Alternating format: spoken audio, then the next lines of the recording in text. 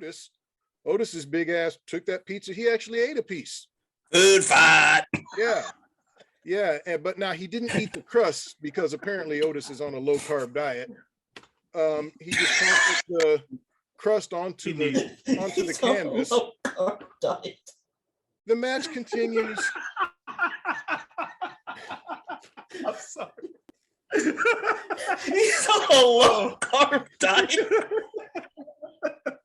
I was just surprised that he decided, look, yeah, I'm gonna eat the pizza, but the crust, I'm not gonna eat the crust. I just like, why, dude? It don't look like there's much that you don't eat, but you don't eat the crust. Welcome to the Third Generation Wrestling Podcast with your hosts, Eric and Rob.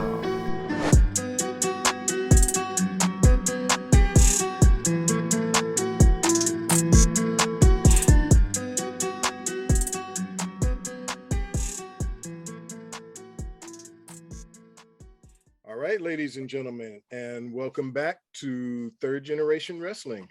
I am not your host, the real Big E. He is taking the night off tonight. And so for the first time, and I think a little bit over 3 years we've been doing this show, me, the Ambassador Rob, is going to be your host tonight. I am joined by one of our frequent guests. He is the host of the Countdown podcast, and his name is MJ Book. What's going on tonight? Hey, good to be here. And you are the host. You're a host too, brothers. Don't short yourself. And you're going to do a great job. This is going to be fun. Yeah. Well, like I was telling you before the show, I prefer to be the drummer or the bass player, not the front man, but it is what it is. We are also the drummers usually get the hottest chicks. Be careful about that one. Why do you think I want to be the drummer? All right. Now we are also joined by one of our esteemed guests, part of the 3GW family. We don't have him very often, and we're always happy when we do. It is the Inside Man, good brother Blake. How you doing tonight? I'm doing fantastic. Survivor Series night. Shout out to the real Big E getting the night off, much deserved. So we're gonna try our best to knock this out the park for him. Yeah, definitely. Real bloodline in the house. We with you, Eric. Whatever's going on, brother. We the ones. We the ones. No, we can do three. I'm not gonna do the one. Okay. 3 for 3GW. 3. Oh, is this what? Oh, okay. I don't know. Yeah, 3. Okay, 3 for 3GW. Okay. All right, there we go. All right. Well, our panel tonight for the show was hosted by Kayla Braxton. We had Booker T, the King, Jerry the King Lawler, Kevin Patrick, and Peter Rosenberg. They were our hosts. We had a pre-show match. Did any of you see the pre-show match? Either of you watch it? I did. Oh, good. Okay, wow. This might be a first. All of us watched the pre-show match. Sadly, Intercontinental Champion Shinsuke Nakamura was on the pre-show. He took on U.S. Heavyweight Champion from the Raw side, Damian Priest, and what I thought was a good, solid match. Early control taken by Priest, but Shinsuke Nakamura came back with his customary strikes like we would normally see from him. Shinsuke Nakamura was accompanied to the ring by Rick Boogs. The fans seem to like him. I kind of like Boogs too, but apparently Damian Priest does not like Rick Boogs. Boogs was, for some reason, just throwing out random guitar riffs during the match tonight, and Damian Priest wasn't having it. And the match ended when Priest actually went outside the ring, grabbed Boogs' guitar, broke it in half over his knee. Shinsuke Nakamura, coming to the defense of Rick Boogs, grabs Priest from behind. Priest clocks him with a piece of the guitar, getting disqualified. Shinsuke Nakamura wins by disqualification. Look, the wrestling in this match was decent enough. I was glad to see Shinsuke Nakamura. But I just thought the match was okay, and I gave it pay-per-view worthy, and I might be being kind because the whole dynamic with Boogs and throwing in the random guitar riffs, and I don't know if this means it's a heel turn for Damian Priest, but yeah, that all just kind of left me feeling kind of meh about it. But the wrestling work itself was okay. So for me, pay-per-view worthy, but just barely. MJ Book, what'd you think? This was some shit. Oh, The guitar riffs got so annoying. I was like, okay, you did it once, fine. You did it the second time, it's like, all right, it's a little annoying now. Then another time, it's like, okay, now it's just wearing on me now. And I think I even said it in the chat. Now I'm starting to get annoyed. The match was, like you said, Rob, blah. Nothing overly impressive. And Blake, you and I discussed it in the chat. Man, I feel so sorry for Shinsuke. I mean, he does not deserve this. He does not deserve to be on a pre-show. And he's the Intercontinental Champion. And you've made that belt like meaningless. The butterfly belt meant more than this all of a sudden. So, and at the end, the snapping, it was just dumb. By the end, I just didn't care. And I'm like, okay, at least now I see why you put it on the pre-show. But this was some bullshit. Inside Man. so I could go on and on. Here, I'm a big Shinsuke Nakamura fan. I could go on and on and on about how he should have soared in WWE. But I mean, I'll just say this. Do you guys remember his debut? The guy with the violin and all that when he came up from NXT?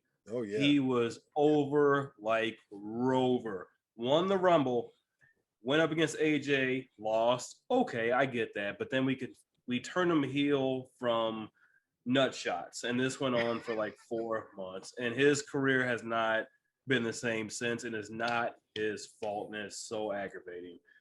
But here we are. You know, I like the wrestling in the match. I was cruising towards pay-per-view worthy, a little pay-per-view worthy, but then there was an ending. Raise your hand if you want to see a DQ on a pay-per-view. Exactly. I expect that on Monday Night Raw because Raw is what it is. I expect on Smackdown. This is a pay-per-view. This is a big four, quote-unquote, pay-per-view. We don't want DQ finishes. They've been doing this thing with Damian Priest now. He's snapping and going to like a whole nother dimension and beating people. They've been doing this on Raw. I've seen it. Yes, I'm guilty of watching Raw from time to time. Me too. They've been doing this. Yeah, I don't know why this is happening. I don't know why they're doing this because his gimmick is fine. The crowd is behind him. Why do we have to tweak it? I mean, his main roster gimmick is getting over. Why do we have to do extra stuff? For what? And now this just looks weird. And no one wanted to see this match in a DQ. That's crap. So because that happened, now I got to go TV quality. And I wanted to give it a pay-per-view worthy because I wasn't entertained with the wrestling in the match. I was. I feel bad for Nakamura. I think he said the overall point. Why do they have to keep tweaking people that don't need it? There's a lot of people they've been doing that. Karrion Kross, you didn't need to touch him. He was fine. I wasn't Bearcat. Oh, geez, Bearcat. I wasn't even like you, Rob. I wasn't a huge Cross fan, but I saw what they had with him with Scarlett. Now he's on the main roster with here. We're getting completely off topic, but you don't need to tweak people with if their main roster ready, let them be the gimmick that they have. That's it. Yeah, agreed. I mean, I like you, feel bad for Nakamura. He deserves better. Let's hope that somebody in WWE sees what they have with him and getting back on track. Yeah. All right. So before we get to the main card, we had a backstage segment, and we had a rare appearance by Vinnie Mac, the boss, Vince McMahon. Oh no! I was shocked. I was shocked to see him. He looks so old. I was shocked to see him. He is old. You know, man, dude is old. I mean, I don't know how he keeps himself in the shape he does, but all of that is really beside the point because he makes an appearance. And, oh, God. And so, to make a long, stupid story short, they introduced the backstage segment. I don't know if was there an audio problem with this segment? Because I was having problems with Peacock. So I had it in and out. Peacock was messing up. Yeah, But I think that's what it does. It's the cock. Yeah. It was the cock being the cock. Yeah, I think it had an audio problem because I couldn't hear anything any of them was saying, but Vince has this golden egg, man, this shiny golden egg. And I have no idea what this thing is. I don't know what it's a reference to, but all of these wrestlers are backstage looking at it like, ooh, this golden egg, yay. Well, come to find out later, I guess this egg plays a central part in the film on Netflix, which stars The Rock, along with Gal Gadot and Ryan Reynolds. And oh God, I'm trying to remember the name of it. Red Notice. Thank you, Red Notice. I think it's on Netflix now, or it will premiere this week. So apparently that's what this egg was a reference to. So that was the big. That's not the only reference. Well, when I first saw the egg, I thought, I don't know if this is what you're referring to, Book. I thought it was somehow a reference to the very first Survivor Series, That's where exactly they had what an it is. egg, a much larger egg, keeping us all in suspense as to what was in it. And out pops this grown up in a bird suit called the Gobbledygooker. Gobbledygooker. Yeah, and it took WWE. I don't think they've ever totally gotten over that. But it took a long time before people, quit talking about the huge disappointment and stupidity of that. That's what I thought the reference was to at first, but apparently it was to this movie starring The Rock on Netflix. It was probably both. For the older fans, they thought of that stupid egg. Younger fans, they're thinking of the movie Red Notice. It was probably for both. Yeah, maybe so, but I don't need to be reminded of the Gobbledygooker. Amen to that. All right, so we're going to the main card. The worst part. I'm sorry. The No, worst go ahead, part. no, look, go ahead, inside man. they're going to continue whatever's going on with this egg on tomorrow night at Raw. An investigation. This egg is turned to a storyline. I was going to mention that later on because Okay, they have a couple of backstage. But you know what? Since we're here, let's just get it out of the way. Let's just get it out of the way. Yeah. The egg became a continuing story throughout the pay-per-view. There was a segment where Roman Reigns came into the office and poor Roman. Well, yeah, that he had to be reduced to this. But Vince is telling him, this egg, it's not fake, it's real. It's worth $100 million. And Roman's like, And as he gets up to leave, he's like, that'll be the amount of my next contract. Leaving Vince looking dumbfounded, like, holy shit, is that what we're doing? $100 million. That was the end of that segment. Later on, we see Sonya Deville, Adam Pearce sitting in their chairs in this office. Vince isn't there, but the egg isn't there as well. Vince comes in. Where's the egg? Vince is all upset. This $100 million egg is missing. He asks Sonya. She doesn't know. Adam Pearce, he doesn't know. And he says, look, you both better find out what happened to that egg before the show is over tonight, or I'm going to be on Raw tomorrow to settle this thing. Well, unfortunately, they didn't find the egg. So a 3-hour Raw that is already torture enough is going to be even more torture because this egg is going to be an ongoing storyline probably tomorrow night on Raw as well. I did it for The Rock. I did it for The Rock. We're going to have another investigation. Who hit Stone Cold? Who stole the egg? Yeah. Bad. Just bad. Yeah. Well, the first match on the main card, a surprise to me, because this has been one of the most talked about matches in recent memory. And yes, as Book has it on his background, it's the match between Raw Women's Champion, Big Time Bex, as she calls herself now, against SmackDown Women's Champ. And I'm just going to say it, I'm going to keep saying it, who I think is the best wrestler in the world today. I'm not saying she's the best of all time, but she's the best going today, Charlotte Flair. Now, this match has been much talked about because of a segment on SmackDown a few weeks back where these women had to exchange their titles because of the draft. Charlotte, who was the Raw Women's Champion, Becky, who was the SmackDown Women's Champion, switched shows, had to switch the belts. The segment was very awkward. Rumor was that it was real tension. It was real heat. And the build up to this match, we heard a lot of bad things about Charlotte and her behavior backstage. And people think, wow, these ladies really hate each other. Now, personally, I think it's probably just a good work, but look, I don't really know. Some people believe it's real heat. Either way, it made this match coming to this pay-per-view very intriguing. These women have a history and their matches are always great. And to me, tonight's match was no exception. These women started this match physical. I mean, it was a fight from the beginning. We saw what we would see from these ladies. We saw a physical match. We saw Charlotte immediately try to go for natural selection. Becky got her in to disarm her. The match continues at a furious pace. We see Charlotte later go for a moonsault off the third rope that missed the mark a little bit. But to me, that was the only part of this match that really wasn't good, wasn't very good. I enjoyed this match all the way through, just like I always do when these two wrestle. As far as I'm concerned, Charlotte can do very little wrong these days.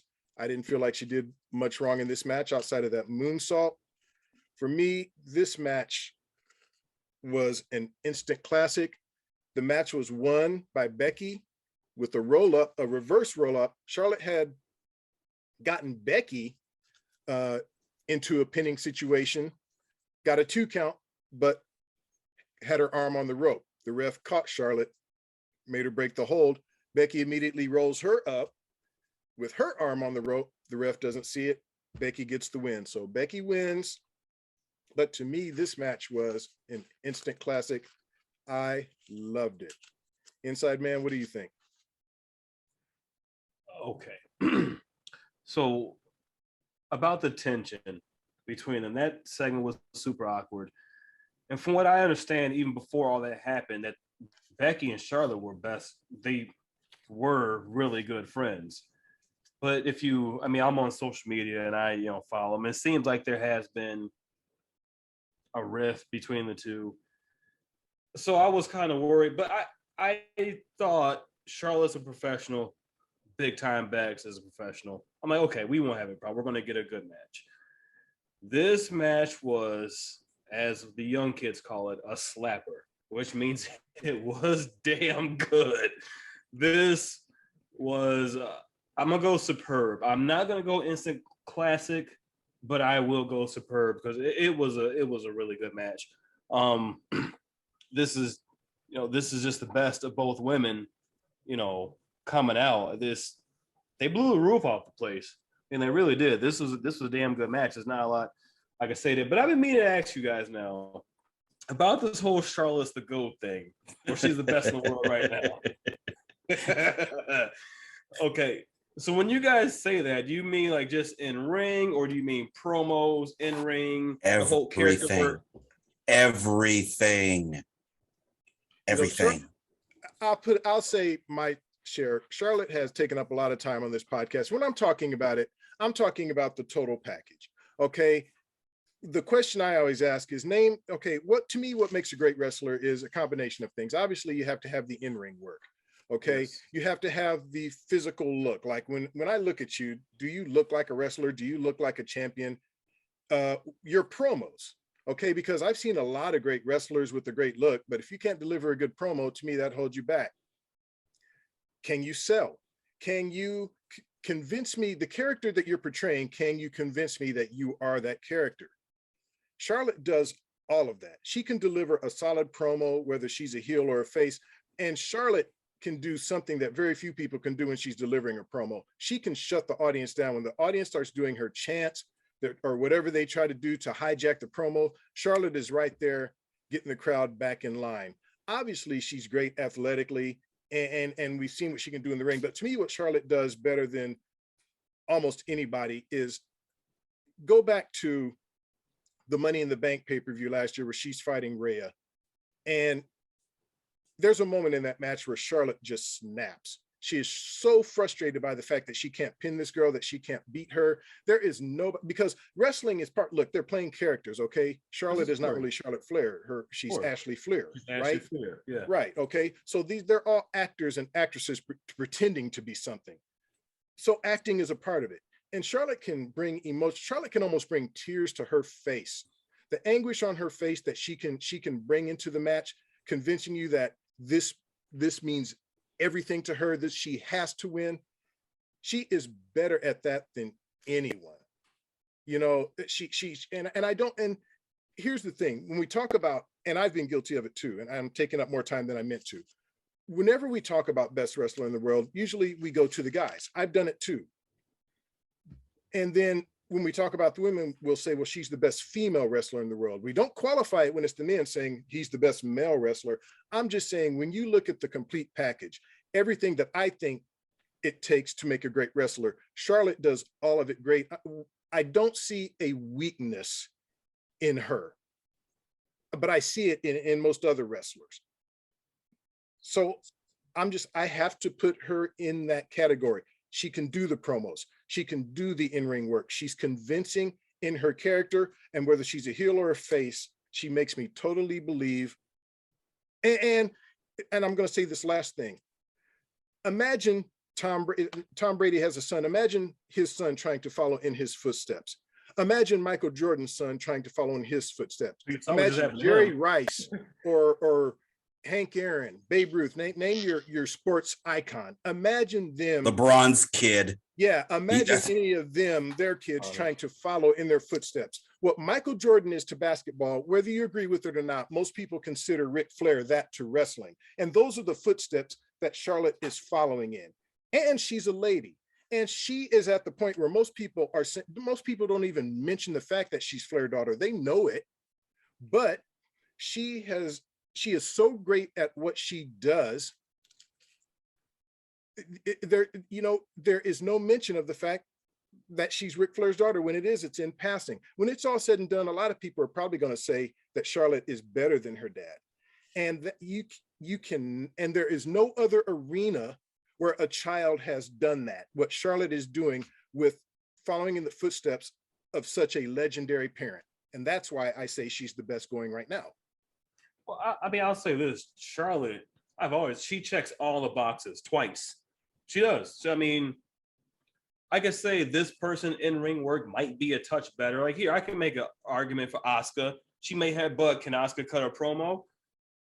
She has a very thick accent, so she might lose a crowd. So no, Sasha Banks promos aren't as good as Charlotte's. So I'm gonna go no. Becky, Charlotte has her on the in-ring work. AJ Styles, best in-ring wrestler in the world today.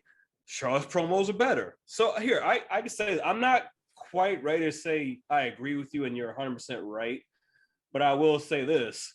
I don't have a valid argument to dispute what you're saying right now. So, I can't argue it. And I'll let Book go. And then I know we don't want to bog the podcast down with this. So I'll let Book go and then we'll call it a day on it and move on.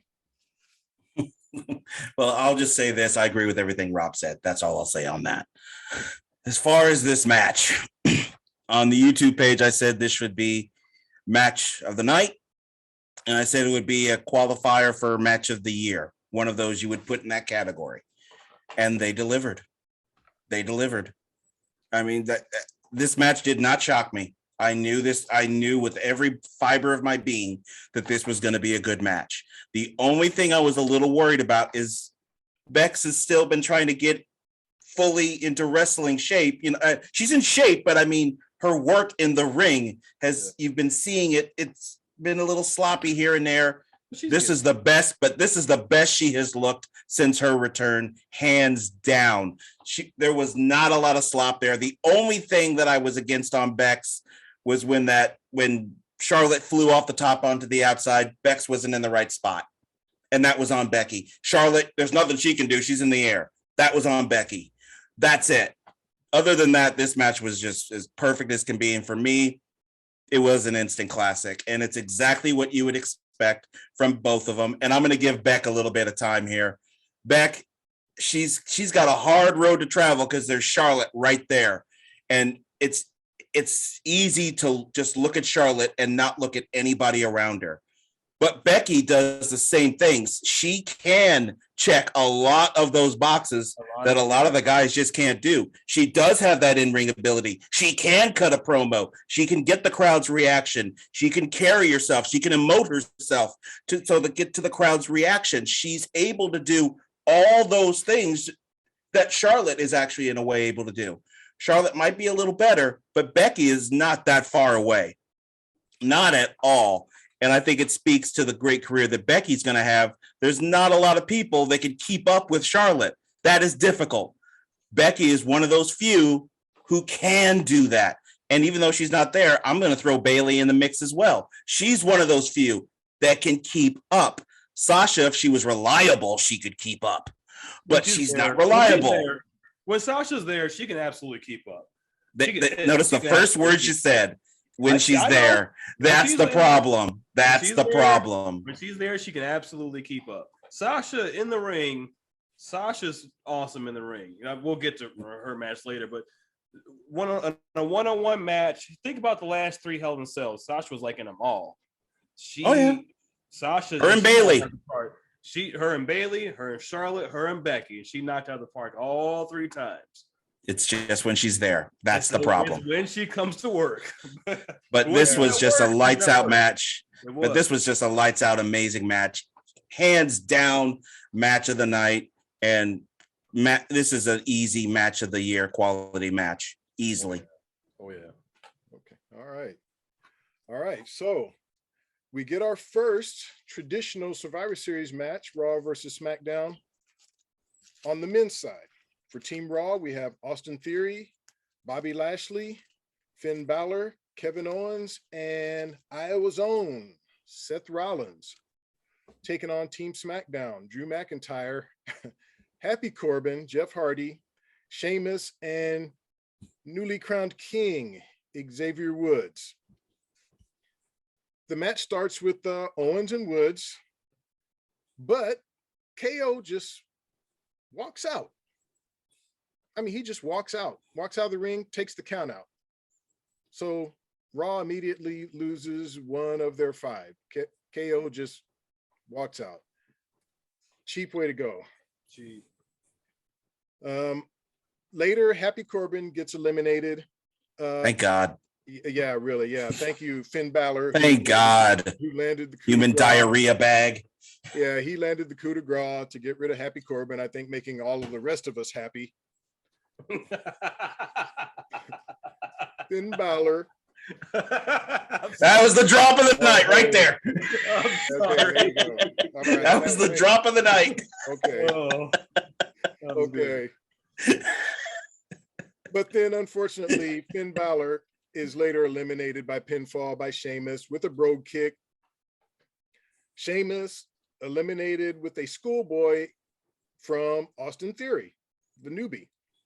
Austin later eliminated by pinfall from a nice swanton bomb from Jeff Hardy.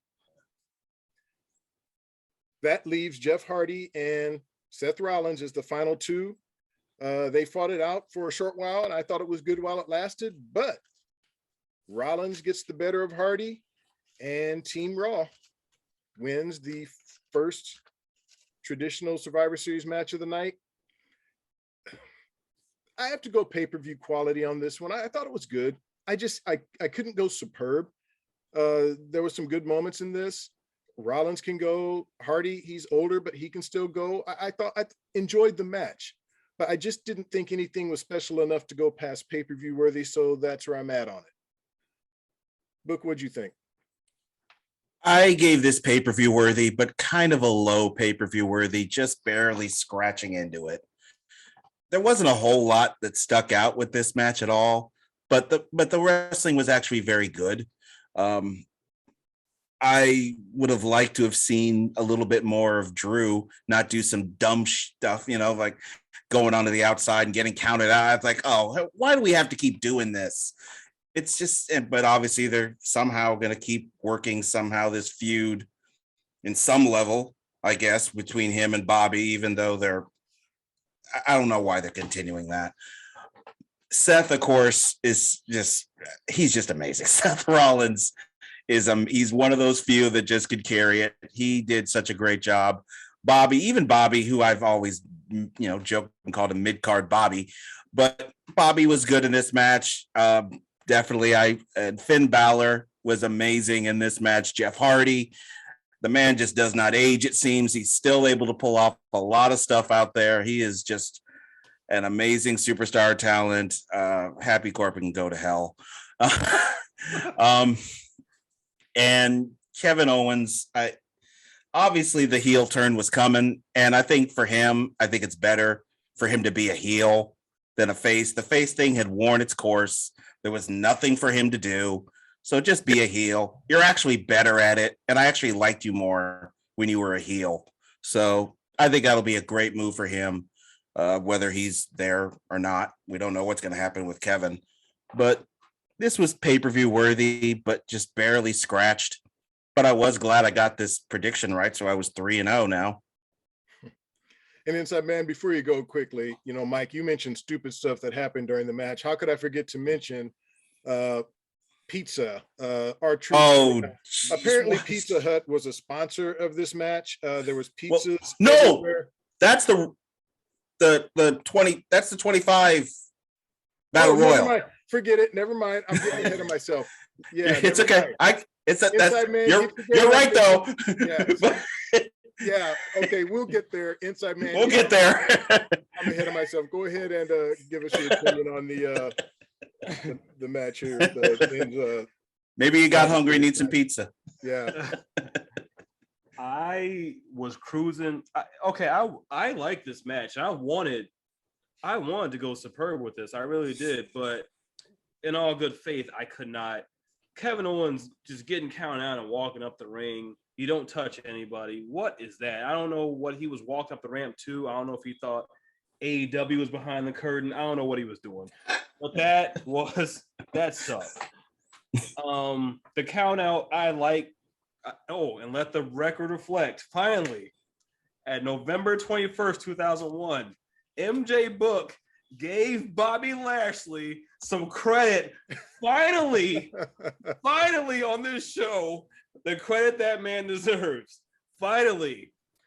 So I'm, badass Bobby did good. Drew did good. But besides that, the stupid count out, that was bad. Who really impressed me is Austin Theory. You're in there with the big boys. You're in there with Seth Rollins. You're in there with Jeff Hardy. You're in there with Bobby. You're in there with Sheamus. You're in there with the big boys, and he held his own. He did his job. He's good at selling. That kid can sell.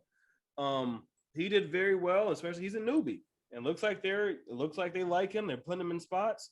I wanted to go superb, but I couldn't. The Kevin Owens thing is that rubbed me the wrong way. That was dog crap. So I went high pay-per-view worthy. I liked the match. I thought the action was there. I thought the work was there. The crowd went berserk when they thought Jeff Hardy was going to hit the Swanton bomb on the Seth. It didn't happen. Of course, heel Seth. He's Seth Rollins. Of course, he's going to be Soul Survivor. But the crowd was going ape shit. They thought they were going to get Jeff Hardy as Soul Survivor, and I actually thought I would get it too. I was at home going ape shit. I was embarrassing my wife, but it didn't happen that way. It was a good match. I would go superb, but just was a couple things that kept it from that. Okay. All right. Well, now on to the next match that obviously I am so anxious to talk about. The Rock's 25th anniversary battle royal. Throughout the night, we saw highlights of The Rock's history, not just in Survivor Series, but in WWE. And I guess this match is supposed to be paying tribute to The Rock. I don't know if The Rock will feel that way. I know I didn't feel that way.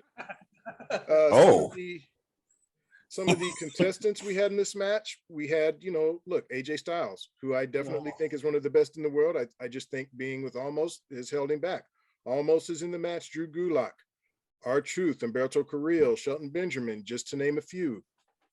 Otis, who has a last name now, I guess, Otis Dozovich, Chad Gable.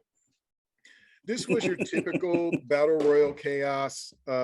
Kind of hard to keep track of everything going on. And now, to the point I was trying to make earlier, in the wrong match, apparently Pizza Hut was a sponsor tonight, or a sponsor of this match. I get it. Money, yeah. A lot of money. Tie in. So we have pizzas outside the ring, and we have a segment in the match where R-Truth decides, you know what? Almost. I'm going to offer you a slice, man. You want a slice of pizza? Almost just looks at him like all the rest of us would look at R-Truth like, why, dude? It's just stupid. Why are you doing that? But Otis's big ass took that pizza. He actually ate a piece. Food fight. Yeah. But now he didn't eat the crust because apparently Otis is on a low carb diet. He just tossed the crust onto the canvas. The match continues. I'm sorry. He's on a low carb diet. I was just surprised that he decided, look, yeah, I'm gonna eat the pizza, but the crust, I'm not gonna eat the crust. I just like, why, dude? It don't look like there's much that you don't eat, but you don't eat the crust.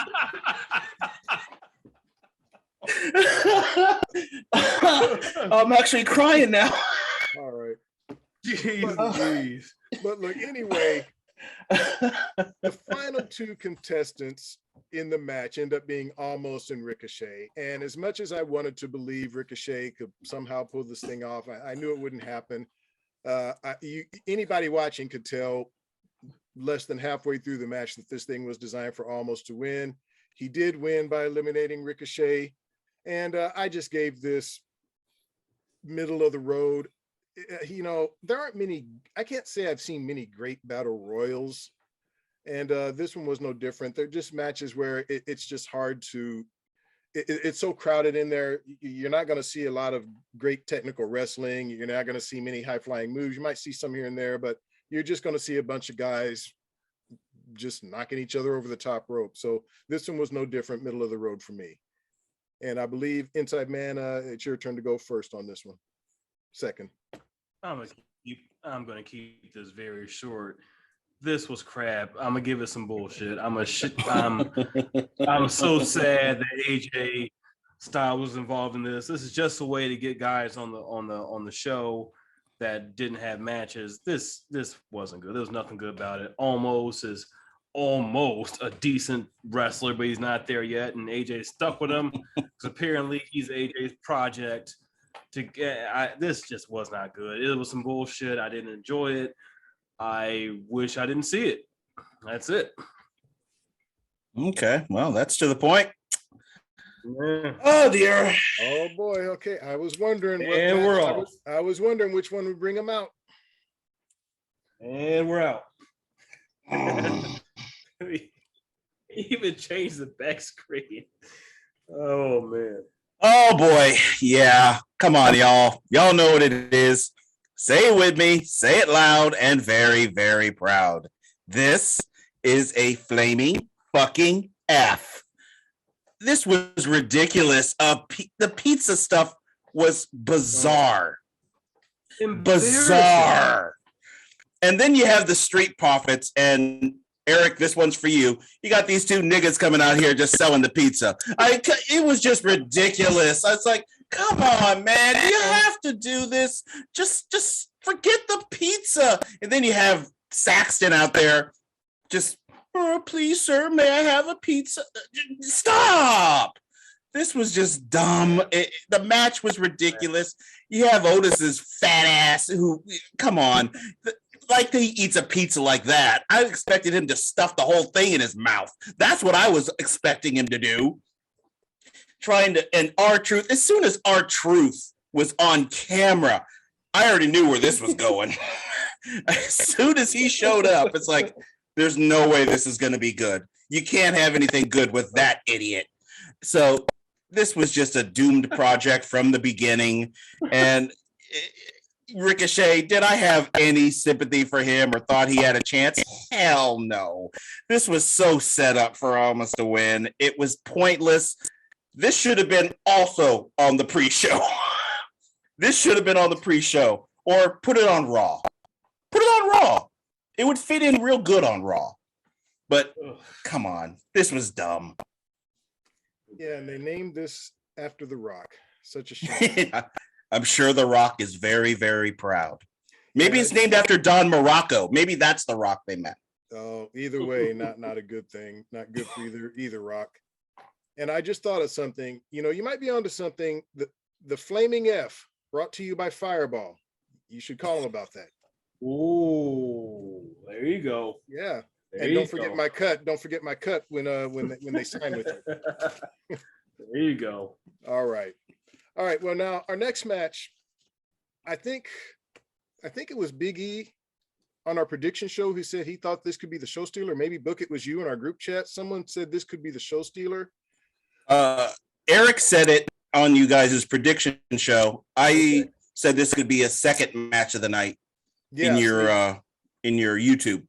Okay, and I am in agreement with you. While I thought this was a solid match, and we're talking about Raw Tag Team Champions RK Bro versus SmackDown Tag Team Champions, the Usos, while I thought it was a solid match, it didn't steal the show. That still went to the ladies tonight, but this one, I enjoyed this. I enjoyed it more than I thought I would. Look, RK Bro, look, Riddle can go. We all know what Randy Orton can do. They're an odd couple. I've enjoyed it more than I thought I would. Riddle is starting to grate on my nerves just a little bit. I said on the prediction show, I was hoping that we might see some dissension between RK Bro tonight. It didn't happen. They beat the Usos. They beat them in what I thought was a good match. And yeah, RK Bro gets the win. Still, this is tough because I enjoyed it, but I just can't go to superb level, but this is definitely a high pay-per-view quality for me. I think this is above something you would see on Raw. I thought these four guys brought it, and I really enjoyed it. So pay-per-view quality for me, MJ Book. If it wasn't for Bex and Charlotte, you could argue this was match of the night. But Bex and Charlotte took it. This would be the second best match of the night, which is what I thought it would be.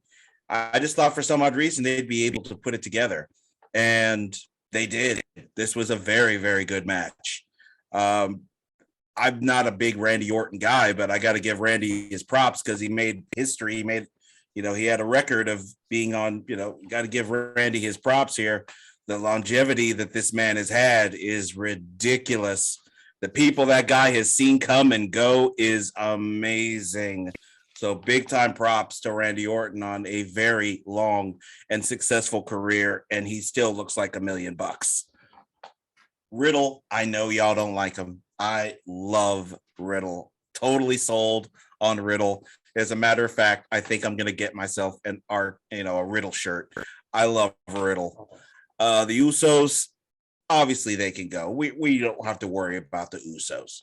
It was just a question of whether they could gel in the ring together as a team, and they gelled perfectly. And the crowd got behind this match. They were entertained. This was a very good match, and in any other pay-per-view, this could probably be match of the night. But Bex and Charlotte, you can't compete with them. So I give this one pay-per-view worthy, and I actually give it a high pay-per-view worthy. This was a very entertaining match.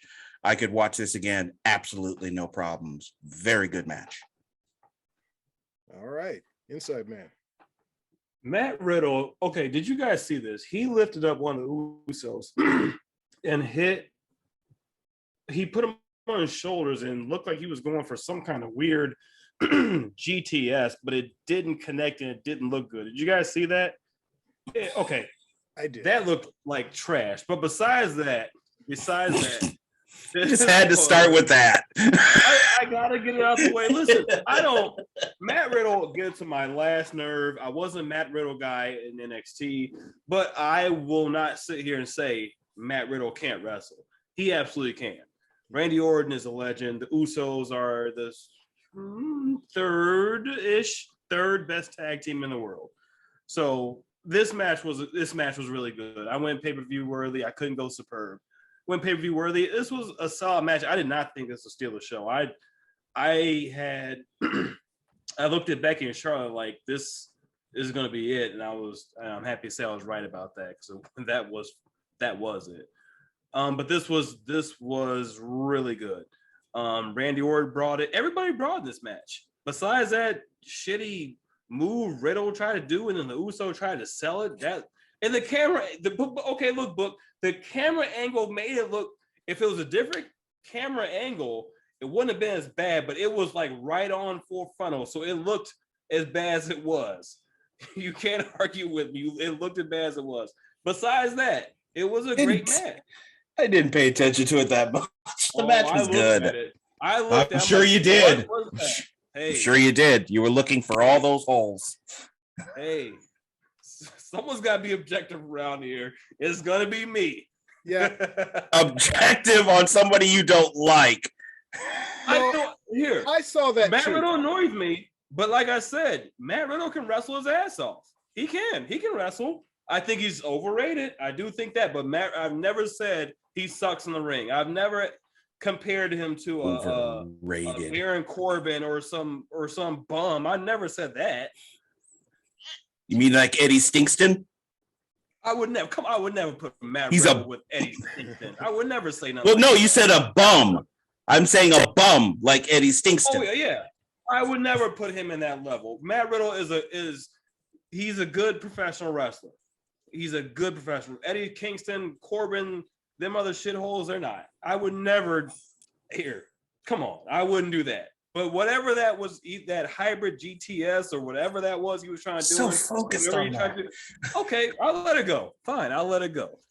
It was bad, but I'll let it go. Wasn't that bad? Gee. Well, look, I saw it too, and it didn't look good, but I gave it a pass because I enjoyed the rest of the match. Yeah. Of course you're not. Of course you're not. He's not going to slide that crap past me.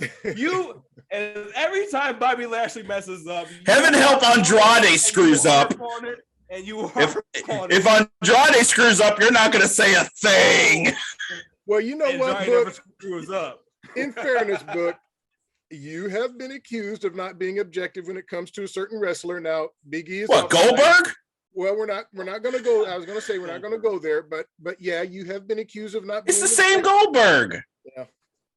Okay. Goldberg's last match was decent, man. It was not that bad. I'm not going to go there, but fine. Bullshit. Sorry. No, come on. It's ridiculous. All right. Well, on to the next match. The next and final traditional 5-on-5 match featuring Team Raw, Team Smackdown. Ladies side, we have Team Raw. We have the EST, Bianca Belair, Carmella, according to Corey Graves, the most beautiful woman in WWE, and I wonder why. Sorry. Carmella's in that. She's the ugliest woman in the match. No. Now come on. Stop. Come on. She's not the most beautiful. Stop what you're doing. Okay. She's the ugliest woman in the match. Okay, well, look, can I just, let's talk about the match, and then if you guys want to have an extracurricular conversation about that. All right, we got Bianca Belair, Carmella, Liv Morgan, Rhea Ripley, Queen Zelina on the Raw side versus Natalya, Sasha Banks, Shayna Baszler, Shotzi. I like Blackheart, but she's going by Shotzi now, and Toni Storm on the SmackDown side. Carmella and Storm start the match. Mella gets some early offense, but then tags out to Zelina Vega. And I guess apparently to get mask up, she's been wearing this mask to protect her beautiful face. And in doing so, gets rolled up by Storm and is eliminated from the match. Toni Storm also eliminated another wrestler from the match. She had a pretty good showing tonight. Yeah, Toni Storm, Zelina Vega eliminated her. I didn't enjoy this one as much as I enjoyed the men's match. Shayna Baszler had a decent showing. She ended up eliminating Rhea Ripley. Sasha landed a nice frog splash onto Liv Morgan, eliminating her. And the deck was stacked against Bianca Belair, but at the end of the night, Bianca Belair showed her strength, showed her athleticism, and she was able to get the win for the Raw side. I gave this match TV worthy.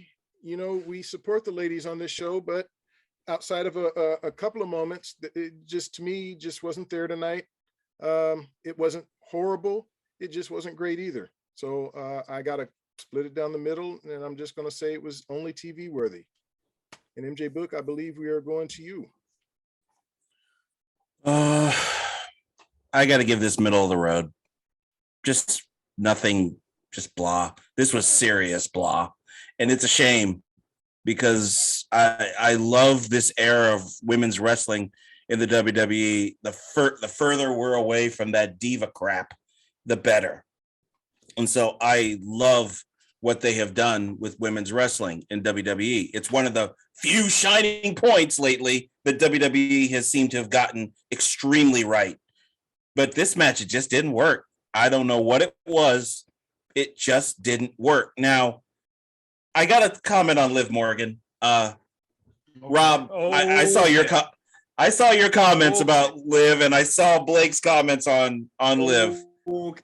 I gotta say, Liv, she's improving. Okay. Which that at least is a mark in the right direction.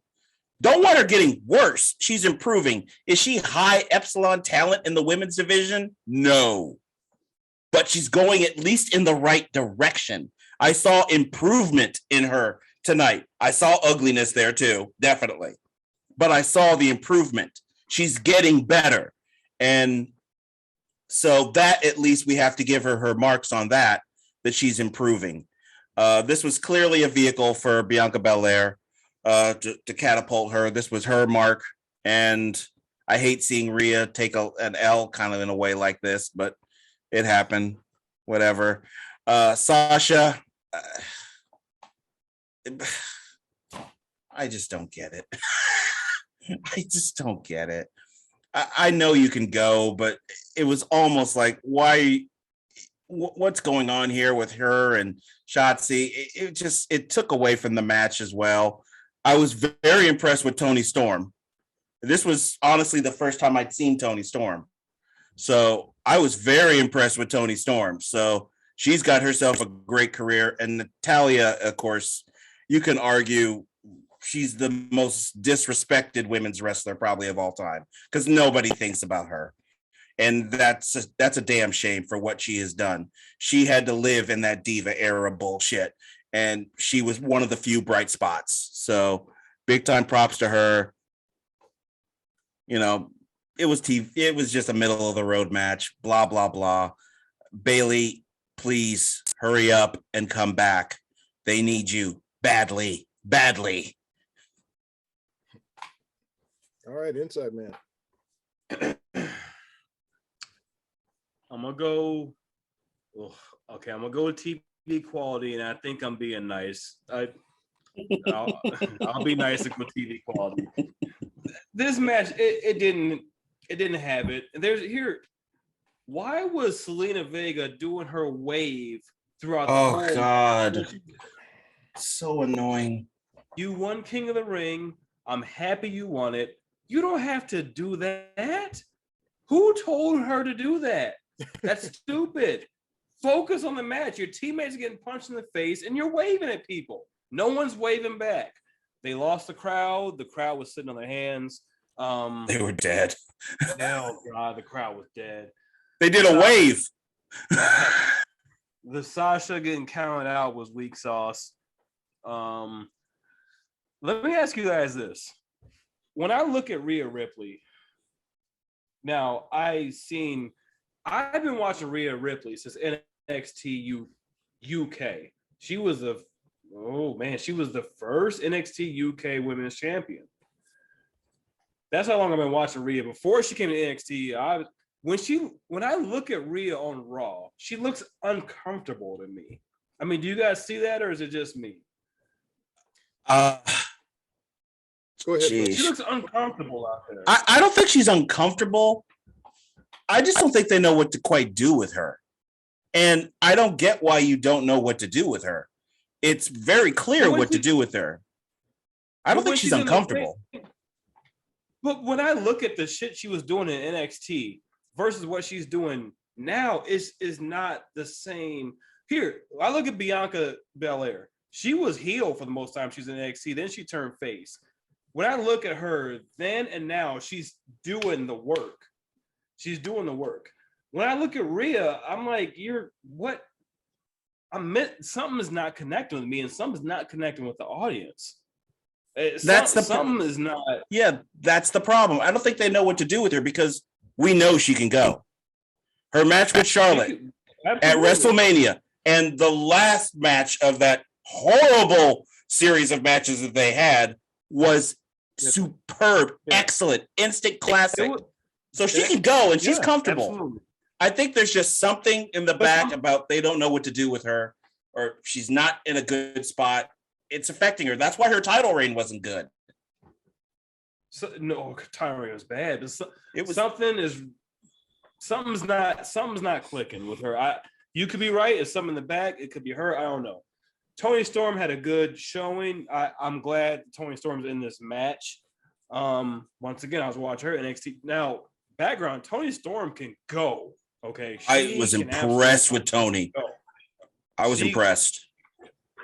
She didn't do a lot in NXT because she wasn't there that long, but NXT UK, she was the staple of the women's division over there. So I believe that. But this match was barely TV quality. There was a lot of crap. There was a lot of slop. I like Liv Morgan. I wish she would quit doing the cry face in her promos. Look, just walk up and say, look, and start talking some shit. You don't gotta do the cry face. That's done. There was no cry face tonight. Okay. She didn't cry tonight. There was no cry face tonight. And she is improving. I can tell that she's really working on her game. I don't know why Carmella just gets pinned and pinned and pinned and pinned. Oh, who cares? Carmella's not a bad wrestler. She's not a bad wrestler. She's not. Oh, please. She's garbage. Come on. She belongs in the diva era. Oh, no. Carmella's gotten miles better. Okay. Finish it up for my shit. This is TV quality, barely. I will not be going back to watch this. Yeah. Quickly for me, I believe what I said on the show is that I do like Liv. I just like the crybaby promos. She has the underdog thing going on, but I guess when I look at her, do I see a future champion? Possibly. She has improved, and I want to see her get better. I don't dislike her. I guess I don't see in her what some see in her. As far as Rhea, my own take on it, I just think that Rhea, they're not doing with her what Rhea thought they would do with her. They had her facing Charlotte it was supposed to be at Raymond James before COVID. They had her in a program with Charlotte. She lost her title to Charlotte, and since then she's been the tag team of an almost superhero. And I wonder if Rhea's just like, why am I here? I mean, why am I here doing this bullshit when I could be doing my own solo thing and really be something? That's just my own take. I don't have any inside information. I'm not the inside man. Blake is, but I just wonder if she just is bored with what they're doing with her. That's my take. Exactly. They need to do my girl Rhea right. Yeah. If she's bored, I'm telling you what, it shows. Yeah. But I'm seeing this during her title reign. Her title reign was awful. It didn't help the Charlotte matches. Those matches were bad. The stuff they had her doing, the crutch lightsaber fight, they just did not do her right. The whole thing was done badly until that last match. They just let them do what they can do, and you saw it. I think they're trying to make her do too much. Just let her be her. Just let her be her. And it's perfect. But they don't do that. We talked about this earlier. They don't do that on the main roster. When you're with Papa H in NXT, he will let you be yourself, and you to an extent. But when you get to the main roster, this is what you gotta do. Here's your script. Learn and do it. I'm gonna end it with this. I'll close with this. I don't know how many years she has left on that contract. I'd love to just see her leave and go to AEW. I think she would be an instant boost to that locker room, because it's obvious that WWE just does not have a clue. They just don't have a clue. Well, I think that'd be a horrible loss. I heard Triple H say this, and I agree that Rhea Ripley has the potential to be a huge star. She's what, 25, 26 right now. Mm-hmm. I think it's like 24. Yeah, she was supposed to be the next Charlotte. That was what they had planned, the next Charlotte.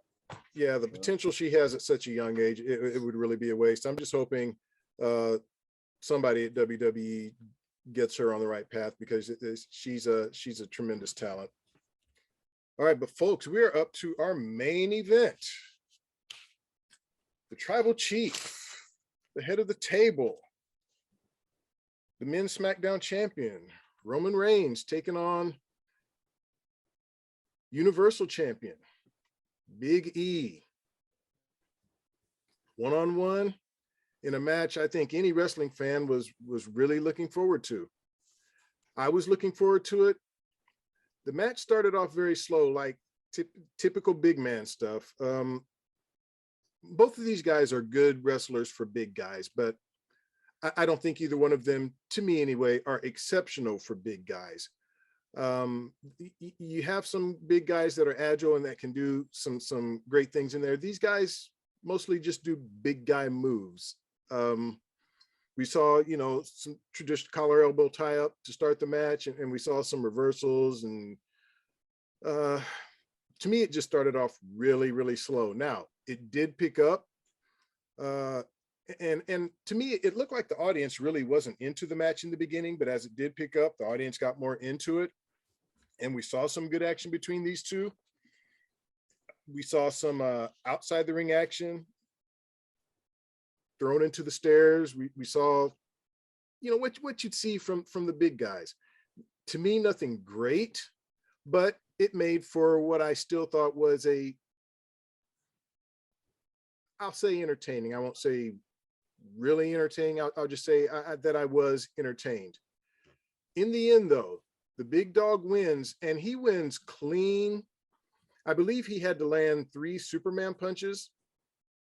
I think he had like 5 or 6. Oh, did he? Okay, that many. Okay. But eventually he was able to put Big E down without the help of, as Michael Cole calls them, the damn Usos. He won, maybe Roman won his biggest match, maybe against his toughest opponent, his most legitimate opponent. He won it clean, no interference from the Usos. And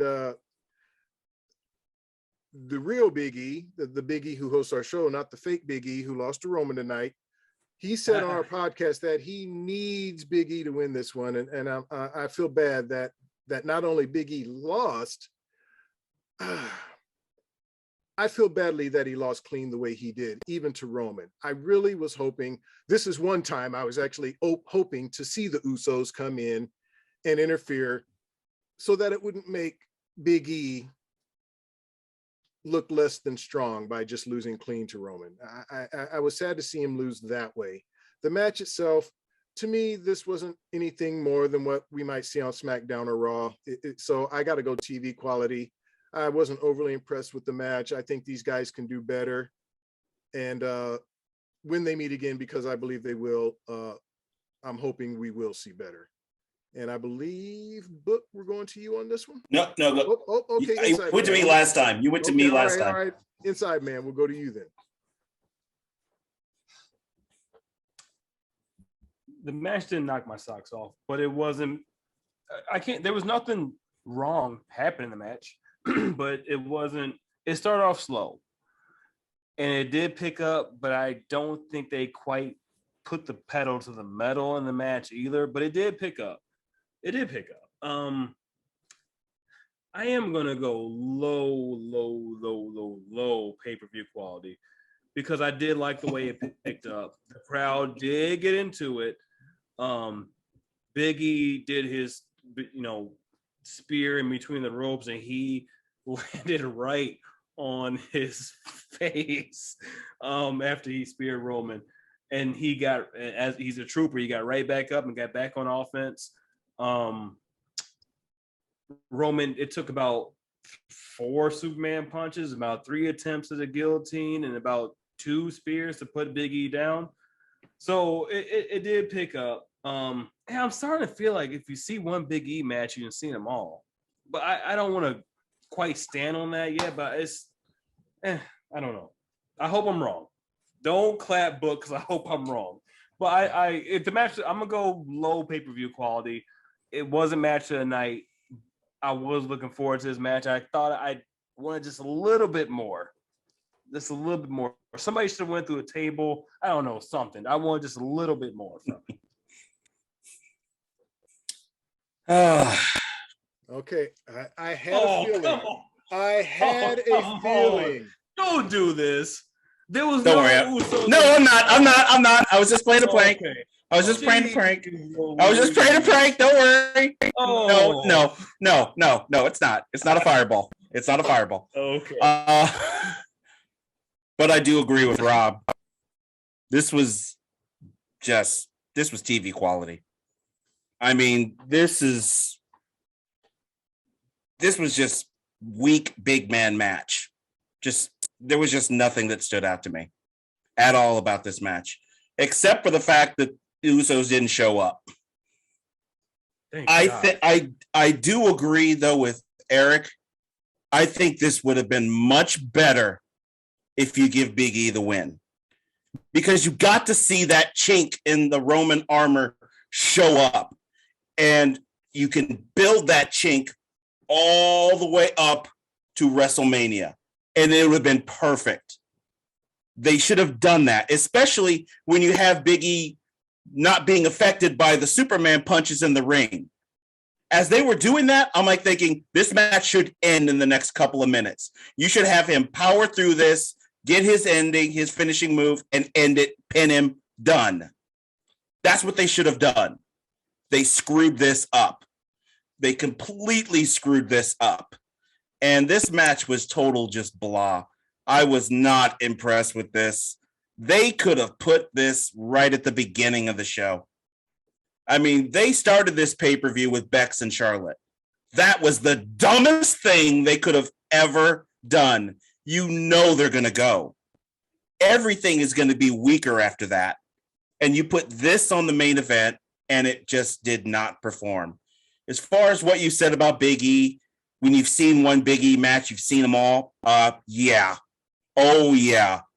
This is typical Big E. And I'm not ripping on Big E. I want him to succeed because I picked him to win this. But every match is starting to look like the previous one. It's starting to be a pattern. And that's not a good WWE champion.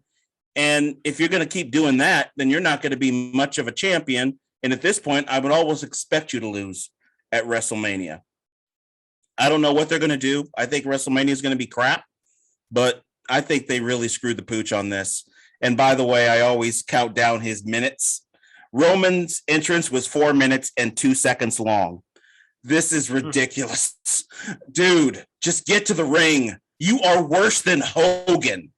And I never thought I'd say that about somebody. But you're bordering there. His entrances were horrendously long.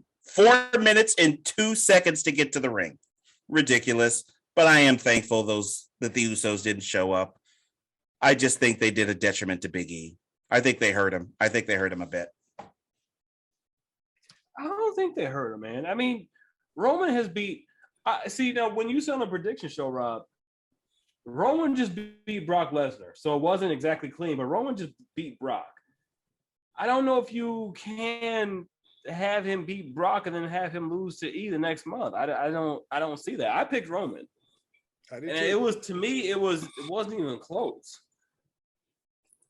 Here's the thing: the belt wasn't on the line.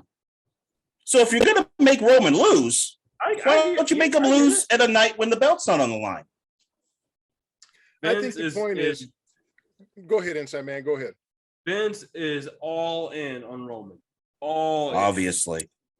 All in. So he's like, look, I like E, but no, Roman is the one right now. And so he's not gonna have him take a pin on a quote unquote big four pay-per-view. He's not to Big E. No, not on Rock's 25th anniversary. No, he's not doing it. Yeah, I agree. That's the same reason why I said Roman would win. I just think, look, Roman is that dude right now. Vince thinks he may have found his next Cena, his next Stone Cold. Now, look, that all remains to be seen. I think that's premature, but that's who Vince thinks Roman is. And right now, if you're going to have Roman lose, he's going to lose. Look, I hate to say it, but maybe somebody like Brock, maybe Big E down the line, if Big E continues to get to Roman's level. Because look, Big E is not on Roman's level. I'm sorry, I'm just going to say it. I said it. Big E is not on Roman's level. You can't have Roman lose to someone below him. Yeah, you just can't. He's got to lose to somebody like a Brock, or I don't know, a returning part-timer of some sort of legendary status. There's talk of, I mean, I'm just saying, Roman is that dude, and he is not going to lose on a major pay-per-view to anybody, because he's above all of them right now. That, take it or leave it. That's where Roman's at. Well, why a part-timer? Well, how are you going to build somebody up to be that guy if you just make it a part-timer? Well, I'm only saying part-timer because I'm thinking, like, the rumors of the Rock match. I mean, if the Rock came back and the Rock beat Roman, now would I buy that? No, I think it would be ridiculous. Crap. But you could get away with it. Well, that's what Roman has to lose to somebody big time, is what I'm saying, whether it's a part-timer or whether it's someone currently on the roster. I mean, someone at his level. Right now, Big E is not at his level. He's a champion and he's good. He's not at Roman's level. I think if the Rock comes back, he is losing Roman. I think he's putting him over. But I agree. I think Vince is looking at that roster and is like, look, he's shaking his head. Look, I got no one right now who is worthy to beat him. Well, you're not putting anybody up to be worthy enough to beat him. And you're 1,000% right. You're 1,000%. The only person I can even see, and I don't want to see this, and I'm telling you, I don't want to see this at all. The only person I can even see that they may even attempt to put that kind of effort into is Drew. But do you want to see Drew beat Roman? No. I told Rob who I think it could be. Who? I said AJ. Because at least it'd be different. At least it'd be different. It'd be different. Wasting his time on Raw trying to get this 7-footer guy to be a decent professional wrestler. That's what they have AJ doing for the past year. Wasting his time. And I am the biggest AJ Styles fan on this podcast. And they have him attempting to train this guy to be a decent wrestler. So I think it should be AJ. I think with AJ you don't have to try hard because it's AJ. But okay, plus you'd have to turn face too, and and split him from whatever his name is, almost. They could do that in one night. Okay, I don't know. There's a lot of things that be set in place for that. Yeah, and AJ don't want to be on the same show as Paul Heyman, so. Yeah, it's an interesting conversation because look, Roman's going to lose eventually. The question is, who are they going to deem worthy enough to beat Roman? And I don't know who that is, but it is an interesting conversation. But I guess we got to wrap this thing up. So, listeners, what did you think? What did you think of the show? What did you think of our grades? What did you think of my hosting duties? Be honest, I got a thick skin. I'm trying to get better. Let me know what you thought. You did great, man. Come on. You did a great job. You're not going to give me the fireball and the flaming fucking No, absolutely not. Oh, you did a great job. You did a great job. I appreciate you both. 3GW, we're on all the platforms. We're on iTunes. We're on YouTube. You can pretty much listen to us wherever you can listen to any podcast. Not only do we do wrestling, Big E, he does we all do movie reviews. We also do trailers. We do Try Not to Laugh. Just look for 3GW on all of your platforms. We're out there. MJ Book, I know you've got your own thing going with your podcast. Go ahead and let the listeners know. Yep. Countdown podcast, counting down a whole lot of topics, wrestling, movies, TV, you name it. Both gentlemen who are on here tonight have both been multiple guests on the show. Just recently, I did a mini count episode that was wrestling themed of mini count of my favorite 5 current WWE title holders. That's YouTube exclusive. You can only watch that on YouTube. And got a couple episodes in the bag working up, including one with you, Rob, coming up soon, hopefully. And I'm available on all the platforms. All right, and Inside Man, we always appreciate it when you're with us. Do you have any parting words before I close the show out? Thank you for having me. It was fun as always. All right. And listeners, as I always say, man, we appreciate y'all. We want to hear from you. Get your vaccinations. I'm fully vaccinated, have my booster. If we're going to crush this thing, vaccinations is the key. The reason why the numbers stay up is because of the people who aren't vaccinated. I'm not trying to preach. I'm not trying to tell you what to do with your life. I'm just telling you the reality of how we get rid of this thing. So please think about it. Once again, thank you all for listening, and we will see you next time.